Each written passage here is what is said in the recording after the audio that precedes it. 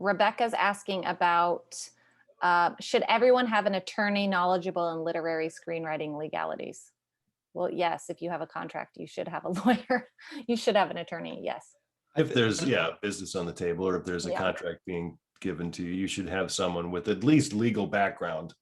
I know we don't all have access to a specific entertainment attorney, but yeah, you need other eyes on it for sure. That's the thing. There's a lot of attorneys out there that are specifically contract law attorneys. So they probably don't have as many ins and outs, like fine detailed knowledge as an entertainment attorney, but even that is exceptional to you absolutely have somebody else read it for a couple of reasons. One, just so that you're aware, so that somebody can talk to you and translate it from legalese to an understandable language.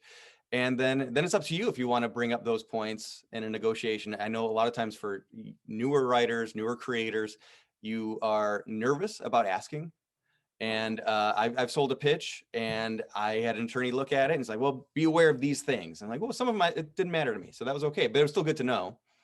But then the other things that did matter to me, I asked the person that presented their boilerplate contract. I'm like, oh yeah, we'll change that, no problem. So it doesn't hurt to just say, let's have a conversation here. That's also a rewrite.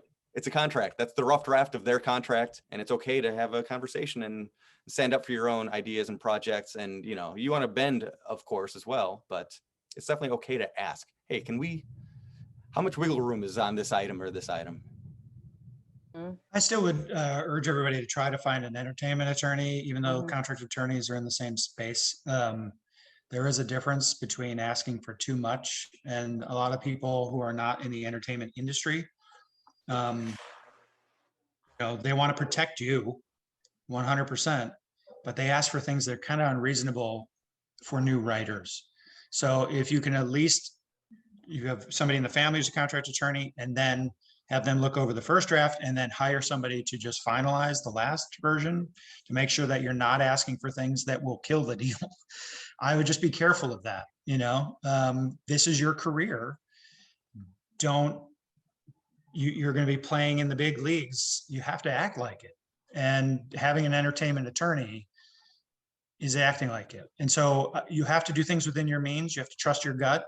If you're not over asking, or you don't know if you're over asking, then try to get some guidance and do some more research. But, you know, your cousin who's a contract attorney who, you know, they may be a qualified contract attorney, but entertainment attorney is a slightly different animal. And so I would just be cautious of that. There's a quick one, and Craig, maybe you can speak to this. Just following up on the agent. If you have an agent and they're good with contracts, do you still want an attorney to look at it, or is the agent enough? Would they suffice? You should talk to your agent. Yeah, I mean, if you have an agent and that they're at the highest level, I think you're okay. They should be able to handle it, I would imagine. Yeah. It's in their best interest too, isn't it? Because they're on the deal too. So they'll have an on-staff attorney, I would imagine. So yeah.